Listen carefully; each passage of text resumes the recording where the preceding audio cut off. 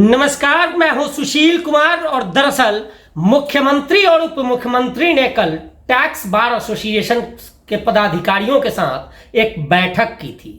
दरअसल आपको भी सुनकर जरा अटपटा लग रहा होगा, लेकिन सच्चाई यही है कि पहली बार हरियाणा के इतिहास में, मैं अपनी पत्रकारिता के इतिहास की चर्चा करूं तो पहली बार हमने देखा कि प्रदेश के मुख्यमंत्री और उप मुख्यमंत्री दोनों इन पदाधिकारियों के बीच थे, इन वकीलों के बीच थे। अमूमन वकीलों की पटती नहीं है, लेकिन मुझे लगा कि कल जब मैंने यह सब कुछ देखा उसके बाद मुझे लगा कि आपको भी दिखाऊं कि दरअसल इन काले कोट वालों के साथ ये बैठक कैसी रही, और इसीलिए मैं भी देखिए काला जैकेट पहनकर आ गया कि चलिए इनसे बात करता हूं और शुरुआत करता हूं। ये तमाम, जरा एक बार तस्वीर दिखाइए, ये तमाम पदाधिकारी हैं टैक्स बार एसोसिएशन के, कि जो लोग वहां बैठे थे और मुख्यमंत्री इनसे मंत्रणा कर रहे थे। हालांकि जो आधिकारिक बातचीत हुई उसमें तो यह बताया गया कि प्रदेश में किस तरह से टैक्स पेयरों की संख्या बढ़े और उनके साथ कैसे तालमेल हो, इसको लेकर थी। लेकिन अंदर खाने क्या कुछ बात हुई, क्या हरियाणा की स्थिति अब ऐसी है कि जैसे स्थिति को लेकर अब उनकी डिपेंडेंसी इन पदाधिकारियों के बीच पहुंची है। आइए शुरुआत करते हैं और सबसे पहले जानेंगे, सर एक बार अपना नाम और परिचय जरूर बता दीजिए।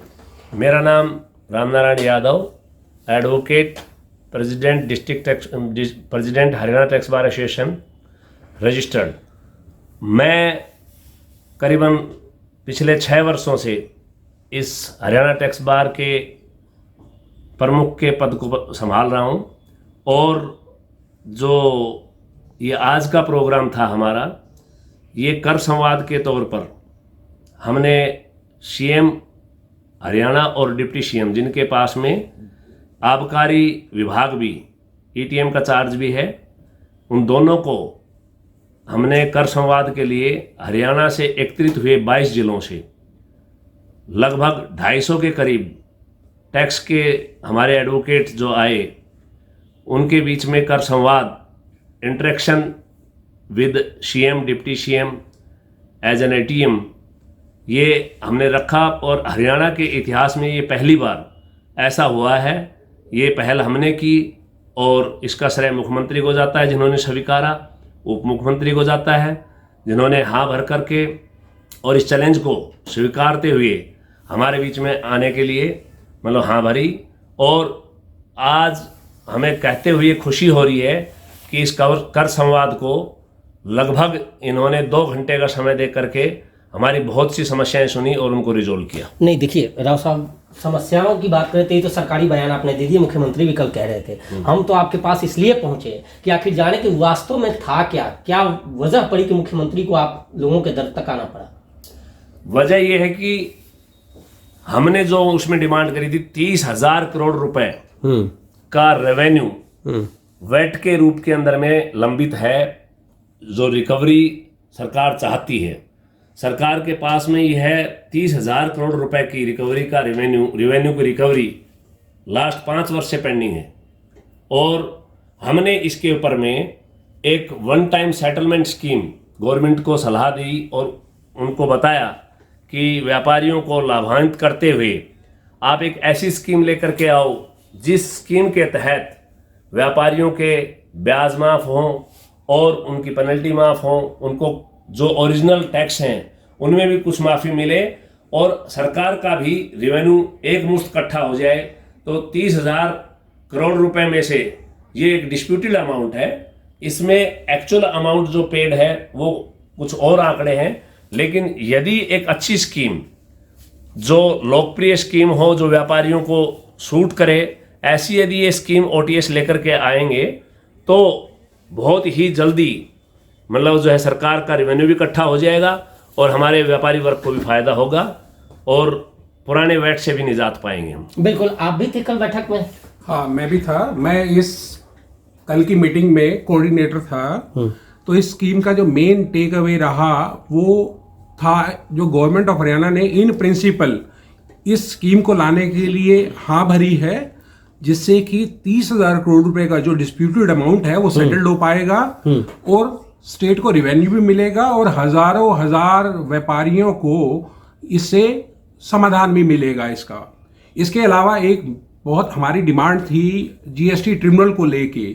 जीएसटी ट्रिब्यूनल को लेके उप मुख्यमंत्री जी ने हमें विश्वास दिलाया है कि 31 मार्च 2013 से पहले पहले जीएसटी ट्रिब्यूनल का गठन होगा और उसकी बेंच जो कि हिसार में प्रस्तावित है, उसके अलावा वो गुड़गांव में उसको या तो दूसरी बेंच लगाएंगे या फिर स्थानांतरित करेंगे, उसको ट्रांसफर करेंगे।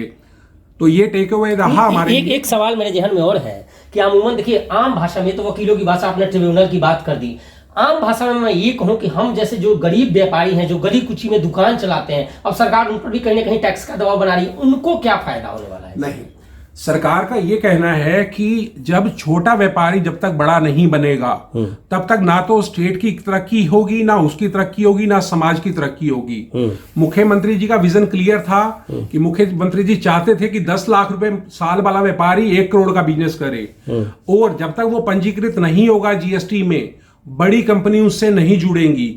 हम मुख्यमंत्री जी की जो सोच थी, दूरगामी सोच थी, हम उसका स्वागत करते हैं। सर एक बात समझ में नहीं आती कि अभी तक आप लोग बड़े सीएम साहब की और प्रणाली को कोसते थे, एक दिन में क्या हो गया कि कौन सी घुट्टी पिला दी सीएम साहब ने कि आप लोगों ने सीएम साहब करना शुरू कर दिया? ये सुशील जी, ये सारी विचारों की बातें हैं, और जब सीएम साहब से नजदीकी में मिले और सीएम साहब को हमने समस्याएं अपनी बताई, और मैं बड़ा फक्र से कहना चाहता हूं, मैं खुश रहा सीएम साहब ने मतलब सारी समस्याएं सुनी और उसका निवारण किया, और सीएम साहब को छोटी छोटी समस्या का ज्ञान था। क्या जो बात है? वो जो समस्याएं थी, उन्होंने जो वर्ड यूज किए हमारे टर्म्स में कि एक्सपर्टी असेसमेंट भी कुछ होती रहती है, तो हमें लगा कि सीएम साहब कुछ Much aware about this matter थे। Good। और भी सब लोग हैं। सर ये बताओ, आपका फोटो हुआ कि नहीं कल सीएम साहब के साथ? बिल्कुल हुआ सर, बिल्कुल हुआ। उन्होंने हमें पूरा टाइम दिया। अच्छा। और इस चीज के लिए मैं उनका बहुत शुक्रगुजार हूं कि जिस तरीके से सीएम साहब और डिप्टी सीएम साहब ने सारे हमारे पदाधिकारियों को, वकीलों को सही तरीके से सुना है, सबको टाइम दिया इंडिविजुअली, उसके लिए मैं उनका शुक्रगुजार हूं सर। फायदा क्या हुआ सर? हम लोगों को क्या फायदा होगा इससे? सर सबको फायदा होगा, सिर्फ एक वर्ग की बात नहीं है, सिर्फ वकीलों की बात नहीं है, और सिर्फ व्यापारियों की बात नहीं है। सीएम साहब ने कल जिन जिन चीज़ों का निवारण किया है, जिन जिन चीज़ों पे हमने उन्हें सजेशंस दिए थे, that is in large, public at large की बात हो रही है, उनके इंटरेस्ट की बात हो रही है। व्यापारी वर्ग के लिए जो उनके डिस्प्यूटेड अमाउंट पेंडिंग पड़े हैं, उनकी वैट की डिमांड्स पेंडिंग पड़ी हैं, उनको सबको रिजॉल्व करने की बात। पॉइंट वाइज अगर समस्या की बात करूं तो क्या आप बता सकते हैं कि क्या क्या ऐसी समस्याएं आप लोगों को आ रही है जिसको लेकर बात करने की कोशिश की गई थी? शायद आपसे जानना चाहेंगे सर कि अगर पॉइंट वाइज समस्याओं की बात करें तो कौन कौन सी ऐसी समस्याएं थी, अगर पॉइंट वाइज बताएं कि हम लोग भी आसानी से समझ सके, क्योंकि वकीलों के टर्म्स ज्यादा बहुत कम समझ में आते हैं अमूमन हम सबको।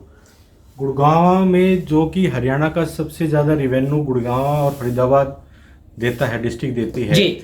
उसके अकॉर्डिंग यहाँ डिमांड्स जो सबसे ज़्यादा है वो पेंडिंग केसों की भी बहुत है। जो केसेस एक्सपार्टी हुए हैं, जो एक्चुअल में उनका जो टैक्स अमाउंट है वो किसी केस में 25 लाख रुपए, किसी का 50 लाख रुपए है, जो कि अननेसेसरी डिमांड है, पेपर डिमांड कह सकते हैं या अननेसेसरी डिमांड्स हैं। वो एक बहुत लंबित केसेस जो हो चल रहा है, उसके लिए हमारा मेन सीएम साहब से आग्रह था कि उन पे जल्द से जल्द निपटारा किया जाए, क्योंकि वो डिमांड एक्चुअल में डिमांड ना होके एक पेपर डिमांड ही है। जिसको 25,000 रुपए पे करने हैं, उसकी 25 लाख की अगर आपने डिमांड निकाली हुई है तो वो डिमांड कहीं भी जस्टिफाइडेबल नहीं है। तो जल्द से जल्द अपील में उनका निवारण हो ताकि ये डिमांड भी खत्म हो, और सभी उपभोक्ता जो बैठे हैं, जो अपने रजिस्टर्ड हमारे जो वेंडर हैं, उनको जो प्रॉब्लम आ रही है वो आगे ना आए, ऐसा उन्होंने आश्वासन भी दिया है, और जल्द से जल्द उसका निपटारा भी करेंगे। देखिए बिल्कुल, मुझे जहां तक समझ में आया, मैं आप लोगों के पास भी आया तो इसलिए आया कि एक लाइन मुझे उसमें समझ में नहीं आई कि मुख्यमंत्री इसलिए आए ताकि हरियाणा का रेवेन्यू बढ़ सके, करदाताओं की संख्या बढ़े। वो कैसे बढ़ेगी, आप लोग कैसे उसमें मदद करेंगे? जी, ये आपने बहुत अच्छा सवाल पूछा है। देखो, विजन सरकार का हमेशा ये रहता है कि रेवेन्यू बढ़े, लेकिन रेवेन्यू बढ़ने से सरकार का ही नहीं, पूरे प्रदेश का फायदा है। यदि किसी प्रदेश का रेवेन्यू बढ़ता है तो वहां पर उन आंकड़ों को रेवेन्यू से जोड़ते हुए आप देखोगे तो बिजनेस भी बढ़ रहा है, व्यापारी भी बढ़ रहे हैं। तो व्यापारी बढ़ेंगे, व्यापार बढ़ेगा और बिजनेस बढ़ेगा तो वो प्रदेश तरक्की करता है। यहाँ पर भी सीएम साहब की डिजायर यही थी कि हमारे व्यापारी बढ़ें, नए रजिस्ट्रेशंस बढ़ें, और वो व्यापार में 10 लाख से 1 करोड़ पे पहुँचें, यदि वो 1 करोड़ का बिजनेस करता है तो हमारा सरकारी रेवेन्यू चाहिए वो 5 लाख आ रहा है, 18 लाख आ रहा है टैक्स के रूप में, लेकिन वो 1 करोड़ में 5-10 लाख रुपए वो सालाना वो भी बचाएगा, मतलब लाभ के तौर पे। तो कुछ ऐसी चीज़ें, ये हम सीएम साहब का विजन बड़ा क्लियर था और इसमें कोई गलत नहीं है। ये अच्छी बात है कि किसी प्रदेश के अंदर तरक्की करने के लिए, प्रदेश को मतलब एक अच्छा संपन्न प्रदेश बनाने के लिए हमें बिजनेस की तरक्की और बिजनेस को बढ़ाना होगा। और इसके साथ में नटसेल में मैं आपको बता दूं कि हमारी मोटे मोटे 3-4 ही वहाँ पर सवाल थे और वो तीनों चारों जो समस्याएं थी उन्होंने बड़े अच्छे ढंग से सुनी। प्रदेश के मुख्यमंत्री और उप मुख्यमंत्री दोनों ने सुनी और उप मुख्यमंत्री ने ओटीएस को शीघ्र लाने के लिए आश्वस्त किया वहाँ पर। और दूसरी जो हमारी अपील जो हाई कोर्ट चली जाती है, जो ट्रिब्यूनल आज लाइव नहीं है वेट का, उसको जिंदा करने के लिए, उसको फिर से चालू करने के लिए बहुत जल्दी हमें आश्वस्त किया। तीसरा जीएसटी की जो ट्रिब्यूनल है उसको इमीडिएटली इसी फाइनेंशियल ईयर के अंदर में उन्होंने चालू करने के लिए और गुड़गांव में लाने के लिए ये किया। बहुत अच्छी बातें हैं कि हर तरह से, और जो निपटारे हमारे विवादों के जो हमने उनको सजेस्ट किए कि भाई कैसे होने चाहिए डिस्ट्रिक्ट लेवल पे या जोन पे, रेंज पे, उनको भी मान लिया उन्होंने। और रेंज वाइज उन्होंने कुछ टीमें गठित करने के लिए, जिनमें हमारे वकील भी साथी रहेंगे, व्यापारी भी रहेंगे और डिपार्टमेंट के भी रहेंगे। लोकल विवाद जो डिस्ट्रिक्ट वाइज हैं उन डिस्ट्रिक्ट लेवल पे ही खत्म कर दिए जाएंगे। स्टेट के अंदर में, जैसे कि स्टेट के अंदर में पहले से ग्रीवेंस कमेटी स्थापित है जिसके चेयरमैन चीफ कमिश्नर पंचकुला है, मैं भी उसका एक मेंबर हूँ। उसमें ग्रीवेंस कमेटी जो गवर्नमेंट बॉडी फॉर्म हो चुकी है उसका मैं भी एक ऑलरेडी मेंबर हूँ। और ऐसे ही उसी की तर्ज पे डिस्ट्रिक्ट के अंदर में, डिस्ट्रिक्ट को छोड़ करके 4-4 जिलों के अंदर में जोन वाइज 5-5 जिलों को लेकर के ये टीमें गठित करी जाएंगी, कमेटियां बनेंगी और ये लोकल लेवल पे निवारण हो जाएगा। और जो स्टेट लेवल पे ऑलरेडी जो कमेटी बनी हुई है उनके तहत, ग्रीवेंस कमेटी के तहत में वो निवारण चलते रहेंगे।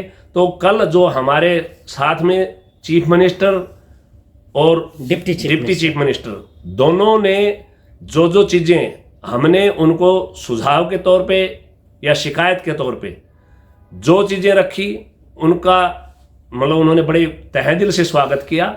बहुत जल्दी ही विवादित मतलब जो मामलों का निपटारा करने का आश्वासन दिया। एक सवाल और है मेरे जहन में, चलिए आउट ऑफ डेट, चूंकि आप लोग प्रबुद्ध लोग हो समाज के और अमूमन जब मुख्यमंत्री से मिलने की बात होती है, चर्चा की बात होती है, तो एक तरफ इनकम अगर बढ़ाने की बात हो रही है तो सुविधाओं का भी जिक्र जरूर होना चाहिए। और गुरुग्राम की बात करें, चूंकि मुझे लग रहा है कि हम सब लोग गुरुग्राम से हैं, तो यहाँ पे उन सुविधाओं को लेकर भी कोई बातचीत आप लोगों की हुई कि ये इतनी समस्याएं हैं, सीएम साहब कभी इधर भी ध्यान दो, हमेशा हफ्ते में 2 बार आते हो? देखो बिल्कुल हुई, लेकिन बेसिकली जो आज कल का जो हमारा था ये कर संवाद, ये एक interactive session on text only, ये कर के ऊपर था।